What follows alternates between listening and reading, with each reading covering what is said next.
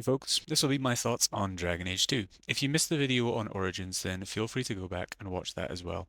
I did import my save from Origins, and that video has a recap of all the decisions I made prior to starting Dragon Age 2. Dragon Age 2 is a weird one because on the one hand, for a game that's had a very short development time, it's actually very good. The story starts off slow, but it picks up as soon as you enter the deep roads, and it becomes very engaging, and the characters are well written and enjoyable as you would expect from early BioWare titles. The gameplay, although, has a very different feel to Origins, but it still manages to feel good. On the other hand, it's a game that had a lot of potential that it couldn't fully realize due to that development time. So now that I've finished the game, I'm left feeling slightly unsatisfied, and unlike Origins, where my dissatisfaction was largely fixed by DLC, Dragon Age 2's DLC was pretty uninteresting and at points infuriating. Overall, I enjoyed my time with it, and I'm looking forward to playing Inquisition next, but for now, let's begin by talking about the story. As we begin, we meet a dwarf called Varric being interrogated by a member of the Chantry Seekers. She asks about a champion, meaning our character, and the dwarf begins telling the story of a tale of a champion which spans many years, beginning in Lothering, a town I remember from the first game, and ending with a Mage versus Templar rebellion in the Free Marches city known as Kirkwall. We don't stay in Lothering long, as it basically functions as the starting area. However, a few important things happen here. The first of which is meeting our first companion outside of our family, which is Aveline. We also lose a family member here. In my case, it was Carver, but if you pick a mage, you will lose Bethany instead. The death comes way too soon, and you have no relationship with the character that dies when it happens, so it just ends up feeling like a completely wasted character, and I almost wish they just gave us some random villager instead. Lastly, we meet Flemeth in her new and improved look from Origins. She helps us out in her dragon form and has a small quest line at the start of the game. She then never appears again, sadly, which also felt like a bit of a waste, but she's definitely more of an ancient mage look to her now than the mysterious old woman that she had in Origins. It was nice, but her lack of involvement outside of the early hours of the game was disappointing. We then escape the Blight by traveling to Kirkwall, where we find that many others have had a similar idea, and the city is packed with refugees. Luckily, we have family in the city who can help us get past the guards. Unluckily, it's our uncle, who turns out to be a useless sack of uselessness, and by far the most unlikable character in a game filled with blood mages and bandits. I decided to join up with a mercenary group instead, since our uncle wasn't able to help us, and managed to enter the city that way. This is where the first of several time skips happen in the game. A year passes and we are no longer with the mercenaries after serving our time with them, but that leaves us in need of work, and so we join our character and sibling as they are looking to join an expedition into the deep roads. We are denied joining the party, but the leader's brother, who happens to be Varric, offers to help us get in. Varric tells us we need money to buy into the expedition. After earning enough money, we buy our way into the Deep Roads Exposition, where after journeying for a bit, we stumble across a relic and it gets stolen by Bartrand, Varric's brother, and he leaves us locked away in the roads with seemingly no way out. Here we encounter a new enemy called rock wraiths, which are pretty cool looking and quite different to what we've seen before, and we even have a boss fight versus a giant one, which was decently tough and actually very enjoyable. We find our way out, but not for nothing, as Bethany ends up dying due to the corruption of the deep roads. For me, this death wasn't very well done either, as there's no build up to it. I would have liked her to mention a few times when we're adventuring earlier that she isn't feeling well, and that would potentially have like added to my worry and make me think like, oh, something's going on here. But instead, she kind of just drops dead in a single cutscene, and it happens so suddenly that it lacks any emotional weight. But it was just too soon. After that, the story picks up a bit, and we reach Act 2. We see more and more that mages and Templars are at each other's throats, and the Qunari and other residents in Kirkwall issues start to result in conflict, and eventually the Qunari start taking over the city. The mage and Templar story kind of takes a backseat while we deal with the Qunari. The fights in the city at this point are actually pretty tough, and I did die a few times due to this, but the tension of the situation was well conveyed, and the resulting storm of the keep to reach the Aris Rock was very well done. I ended up having to kill all the Qunari, as I didn't want to fight the Aris Rock, because I actually really liked and respected him, but he takes that as a weakness and orders his army to fight me, so we obviously have to take care of them. And this is what leads our character to being known as the Champion of Kirkwall. In Act 3, it's not long before the Templars and Mages start having a go at each other again, and so we're called to help settle the dispute. The game gives you a good amount of chances to change your mind about who to side with, and I think that's great because it's not a very easy question at all. There's lots of moral considerations that you have to make when you're looking into this decision.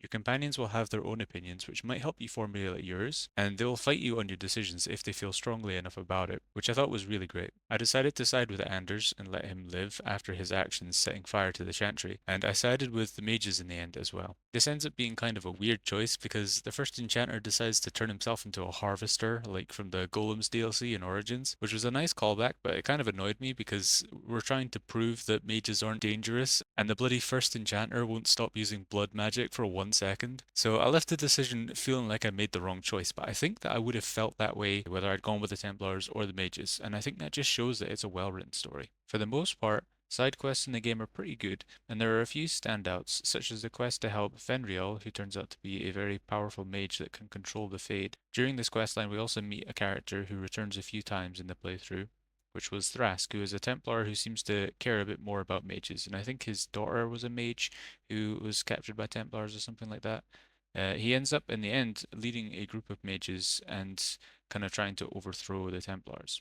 The early quests do a good job of setting up the Templars' first mage storyline that the game ends with, and even some of the quests with the Kunari help mold your opinion on how the mages are treated, like the quest with the Sarabas and the Chantry. The storyline with the Arishok and the Kunari is a very welcome part of the game for me, as Sten was my favourite character in the first game, primarily due to the slow way that you learn about the Kun. So this game's greater emphasis on exploring and explaining the Kun to the player was awesome for me, and the Arishok himself was an incredibly entertaining character to interact with. Now I'm going to talk about the companions. Anders makes his return from Awakening. He's introduced as someone helping the Feraldans with their medical problems, but serving as a healer. I liked and used Anders a lot in Awakening, and the same can be said here. His personality becomes a lot more serious in this game, however, and it leads him down a pretty dark path as he ends up becoming kind of like a terrorist. His attitude towards the Templars and mages makes him a key player in the events of the third act, but I supported him all the way, as it was clear to me through the quests that involved mages and Templars that the Templars were causing more issues than solving them in Kirkwall. Justice, another character that I used in Awakening, also technically makes a return, although he's just a part of Anders. He's more of like a vengeful spirit now, and we don't really get to interact with him directly. But I like this a lot, and I thought it was a cool path to take Anders' character. Meryl is a close second to Isabella for my favorite character. Her personality is nothing short of adorable, and she's very naive about the world, but it's not in like an annoying, dumb way, but in more of like a wonder and curiosity way. From someone who's only ever really lived as a Dalish. She often made me laugh with her comments about the quests that we were on, and she was overall very enjoyable to have around and talk with. The blood mage part of her was the only thing I didn't really like, as she very much felt like someone who shouldn't be messing with blood magic, but I guess that's maybe kind of the point. But nonetheless, I supported her with it out of the curiosity of seeing where it ended up. Unfortunately, it ended up with us killing her whole clan, which was a pretty crazy outcome, and I didn't really expect that. She served as a mainstay in my party, particularly after Bethany gets unalived, and I really hope that she shows up in Inquisition, because I love this character. Varric being the narrator of the game, sometimes making things up like going in solo for his companion quest, or the tutorial being a lie told by him, were nice touches, and it helped show his character well. He had many moments as a member of my party, but was eventually replaced by Isabella. Varric feels like the Garrus of the game in more ways than one, as they're both like kind of the ranged sniper type, and bros for life with the main character. But it's a great archetype, and it works almost as well here as in Mass Effect, but I feel like Garrus has a slight edge and is slightly better in my opinion. He has many moments throughout the game where he's shown to be a good friend, not only to Hawk, but also to Meryl and Anders, who mention helping them out behind the scenes whilst you're walking about. I enjoyed Varric a lot, and I know that he appears in future games, so I'm excited to see more of him. Aveline was a bit boring to me, and she served the same purpose in a party as my character did as a kind of frontline tank. So both gameplay and personality wise, I just never vibed with her and never felt a need to use her. Her storyline trying to court a member of her guard was pretty cute, I guess. It showed a different side to her, but it was a bit weird the way that she went about it and the way that we were involved in it, and so overall I just wasn't a fan of Aveline at all. Bethany's personality is pretty much I'm a mage and scared of Templars, but her dialogue can be quite fun, especially when you're talking to those Templars. In my playthrough, I took her with me to the deep roads as I mentioned, and she ends up dying, but I understand that if I'd taken Andrews as well, then she could have actually became a Grey Warden, which is an ending I would have actually preferred for her. But I know that her character can be more interesting if she stays alive, so perhaps in another playthrough, I'll try and make sure that she stays alive. Fenris is someone that I spent very little time with outside of his initial quest.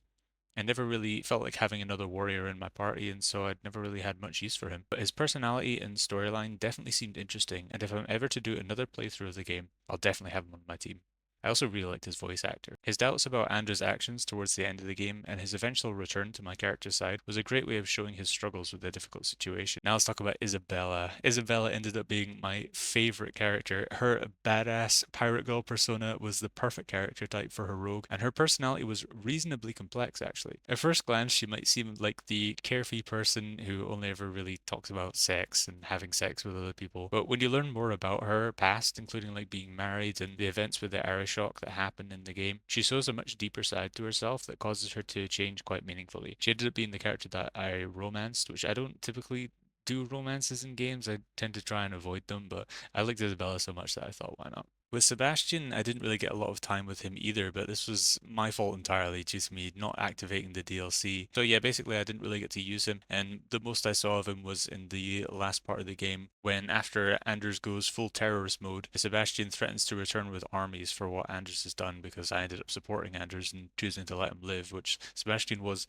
not a fan of at all. And so even though I barely knew Sebastian, his anger in this moment showed quite a lot of his character, and he actually shined quite well in this moment, even with the short amount of time that I spent with him. Let's talk gameplay now. The game was largely bug and crash free, as opposed to Origins, which required a community patch to fix it. But I did have an issue with the game never opening in full screen, which I had to manually change every time I opened the game, which was a bit annoying, but it's not the end of the world. It kind of sucks that you don't get to choose a race, but that makes sense, as it would mean that your whole family would have to change as well, and it would no doubt have caused issues with the short amount of dev time. But regardless, it does take away from the roleplay options. I decided to make my character a warrior, specifically a shield and sword tank. The tank role in the game is decently fun to play. I made some mistakes early on with ability choices that limited my actions in combat due to having too many of the sustained abilities, which lowers your overall stamina pool and means you can only really cast like 2 or 3 before you run out of stamina. But after I respec'd in Act 3 and got all of my characters to much better places with their abilities and where I wanted them, I ended up enjoying playing tank a lot more. Tanking is hard in this game though, because there are so many enemies that spawn in the encounters that even with having all of my gear and abilities increase my threat generation, it felt impossible sometimes to keep enemies all focused on me.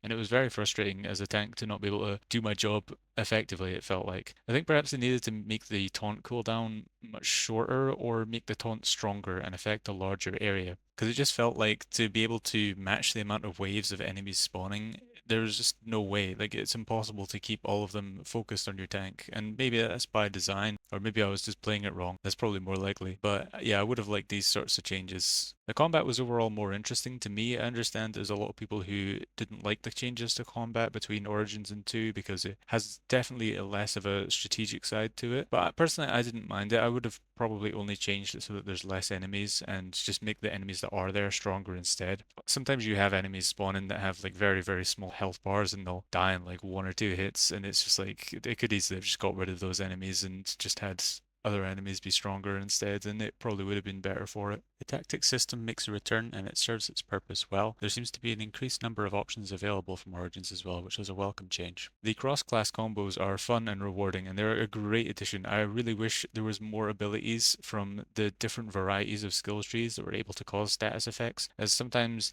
there would be ability trees that you'd maybe wanted to invest points into, but you instead had to invest points into other trees instead because then that let you access the cross-class combos, and I felt like they were really important to doing substantial damage, especially later into the game. They also did change friendly fire in this game, which was one of the things I really didn't like about Origins, and it's what made me play Origins on the lowest difficulty because that let me actually use my AoE spells without hurting my allies. It's something that they could add to higher difficulty levels if they wanted to kind of, add that elegant way of increasing difficulty. But for normal difficulty levels and below, I don't think this should ever be a thing in games. And I tend to play games on normal difficulty because that's the way that the developers intend the game to be. That's at least how I see it.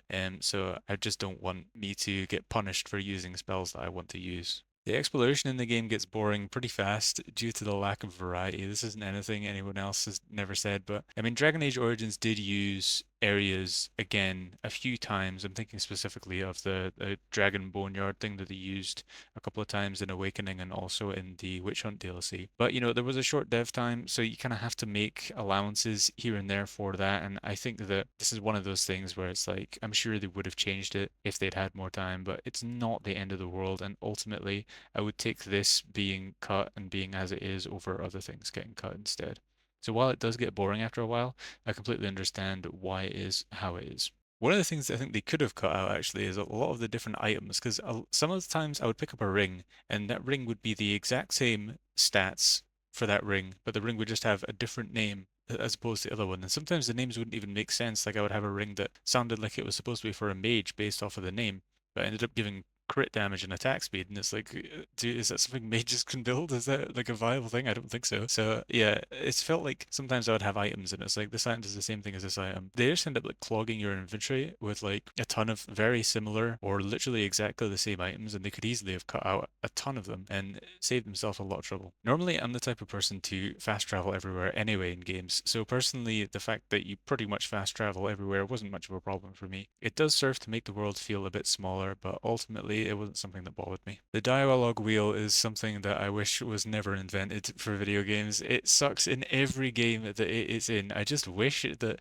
we could find a way to make dialogue wheels work where if the dialogue wheel says something, that's what the character says. Like it seems like every dialogue wheel is like, oh, here's like a sort of like the gist of what the character's gonna say, but it doesn't actually say what you want to say. And this is something that obviously is like a major downgrade from Origins, because in Origins you got literally like fully written out what your character was going to say. Now, obviously, they didn't have voice actors, which is something I want to get into, but at least you knew like if the hero has written down a sentence that my character is going to say that sentence, and the character that I'm talking to is going to respond to what I've just said. Whereas with these dialogue wheels, it's like you pick an option, and the options themselves, you only get like three, maybe four options, and then you get to ask questions sometimes, which is already pretty terrible. But the options don't even really kind of actually say what your character is going to say. And I completely understand that this is because, you have voice actors and the voice actors have to say, a certain amount of lines and you can't have them just read off, loads and loads of text, especially when, again, short dev time, but also like the cost would be just astronomical if you're asking voice actors to read so many and so many, so many words. Like I can't imagine if they had a voice actor for Origins, how many lines that person would have had to say. It would have been ridiculous. But it's actually kind of an interesting topic about, is voice acting good for these type of role-playing games? Like, does it actually make a difference hearing your character actually say those lines, or like is that something that matters to people? Personally, it doesn't really bother me, but I do think if you look at characters like Commander Shepard as an example, sometimes that character would voice a line and it just sounds funny and it's a good line. It's a line that you enjoy hearing. You enjoy someone actually saying it, and you miss out on that when you don't have voice actors. But on the other hand, it's easier to have, more dialogue, at least in text form, that your character can say that kind of helps you actually role play a bit differently. Whereas because there's a voice actor, you basically get to play like three versions of Hawk, and that's all you get to play. You get good Hawk, jokey Hawk, or angry Hawk, and that's pretty much all you've got. You don't get to play like, oh, I want to play my character. You can't play your character. You have to play one of three variations of Hawk, and that's all you get. The friendship and rivalry mechanic is a really good way of developing the companions in your party, as it allows you to have opposing opinions without worrying that your favorite character is going to suddenly ditch you because they don't like the way that you treat mages, for example. I don't think it's perfect, as characters should still be able to be left behind, like you should still be able to say like, no, I don't want you ever and go away, sort of thing, like I did in Origins. But I feel like it adds a lot to the game if you get a chance to ignore parts of it. I don't know if that's like a weird opinion, but if I get to choose like I don't want to do this part of this game, it kind of helps you like craft your own journey. You can say like I'm going to do this, but I'm not going to do that, and then it's like it's more choose your own adventure. It's more role play. So I think it's actually kind of important to have parts of the game where the player gets to decide, do you want to engage with this or do you not want to engage with this? The mechanic also causes your companions to gain passive benefits to their stats, whether or not you're friends or rivals with them, which I think is a nice touch and adds to the decision of being friendly with them or not, because it's like, oh, do I want these stats or do I want these stats? Onto the DLC now, and I didn't realize, as I mentioned earlier with Sebastian, that I had to connect my EA account in order to unlock the DLC, so I didn't have it until Act 3. I don't really feel like the game made this clear enough to me, and it should have mentioned it at least once or twice. Maybe it did and I just missed it, but yeah, I completely missed out on the DLC for the first two acts of the game. It's not a huge deal, as the only thing that was really affected was how late I acquired all the DLC items and Sebastian, and I would have waited to do the two story DLCs until Act 3 anyway, but it would have been nice to have the option to use DLC gear. The first story DLC that I played was Mark of the Assassin, which sees the party meet an elf assassin played by Felicia Day, known as Talus. You travel to a duke's chateau and join in on a hunt for wyverns. and then you attempt to steal a jewel known as the Heart of the Many. The first part of the DLC is okay. There isn't too much to say about it. It's basically just a new area with a small number of quests in it. There is a fight in this area, which is probably the toughest fight in the game, which is against like a sky cult demon. And I struggled with that for a while, but I did eventually beat it, but it's a really tough fight. The Wyvern fight is 10 times easier than that encounter. You also run into a new creature in the Dragon Age universe called Ghast, which are these little creatures that live in holes, and they just serve as a new enemy type, and that's pretty much it. There's no like storyline or quest to follow that's based around them, which I think would have been a nice addition. After defeating the Wyvern, we enter into the heist part of the DLC, where we stealth around and find our way to the jewel. I absolutely hate stealth missions, and so I did not enjoy this part at all, especially stealth missions that are shoehorned into games that aren't about stealth, which seems to be a very common thing for game designers to do. They'll just put stealth in games where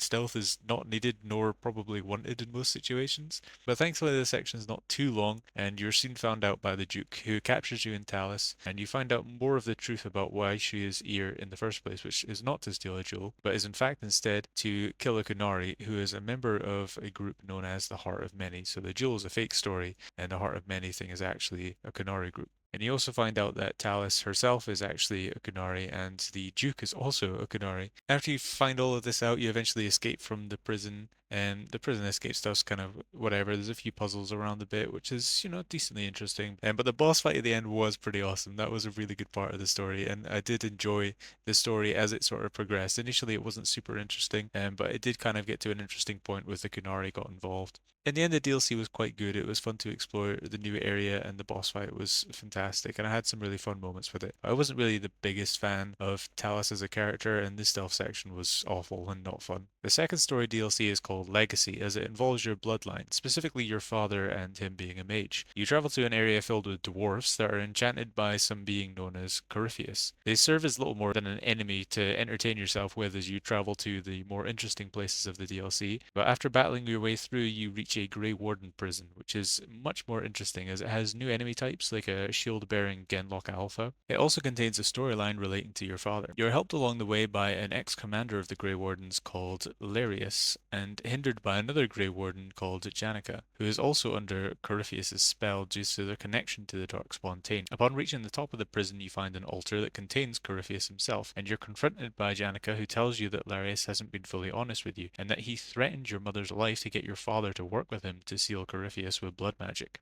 I ultimately decided that Larius did the right thing and that Janica and Corypheus needed to be stopped. This leads to one of the most frustrating boss fights I've had in a while in video games. The boss starts off normal, and then it starts spinning in circles, shooting fire, which is mostly fine. But the problem is that the fire kills you pretty quickly, meaning that you have to run in circles to avoid the fire, and while you're doing that, you have to summon and fight enemies. Then you need to kill these enemies in order to advance the fight. As you progress through the fight, Corypheus creates more obstacles, like rocks in your way, that you have to go around a maze while you're running around in circles. So you're essentially running around in circles in a maze, avoiding fire and trying to kill minions at the same time, and trying to command all of your allies to follow you around this maze, and their pathing gets messed up and they walk backwards into the fire and they kill themselves, and then you have to keep going. You can't stop to like revive them. You have to just keep running around in circles and just over and over again, and it's just not fun at all. I did not like it at all. But then I found out by searching online that you can kind of tank the fire as long as you're far enough away, and you can hide in the little alcoves that you spawn the minions in. I'm not sure if that's actually the intended way to do the fight, and whether you're actually supposed to just run around in circles, but it probably is, and I'm maybe just stupid, but I really didn't like this fight anyway. I think it's pretty terribly designed. And it's a shame because I know that Corypheus is actually a very important figure in the Dragon Age lore and is actually a pretty interesting and really cool figure, and so it's kind of a shame that this was the boss fight they ended up giving him. Overall, I was pretty dissatisfied with the DLC and I didn't really have a great time with them. I much preferred the base storyline game. But I understand that especially Legacy acts as set up for Inquisition, so I guess we'll have to see how well that pays off. So, does Dragon Age 2 deserve the bad reputation? Honestly, I don't think so. Given how short of a time they had to make this game, what they managed to pull off is nothing short of incredible. Many games have several times the development time of this game and have nowhere near as good story or characters or gameplay. I do think that if they were given a bit more time, this game could have been held in just as high regard as Origins, or perhaps even higher. The DLCs were a mixed bag and didn't quite match the quality of the main story, but they were for the most part enjoyable. Overall, I think Dragon Age 2 is good, and I look forward to playing Inquisition next. If you want to make sure you don't miss that video, then feel free to subscribe. And if you enjoyed this one, then I'd appreciate a like. And make sure to comment down below your favourite part of Dragon Age 2. Thanks for watching.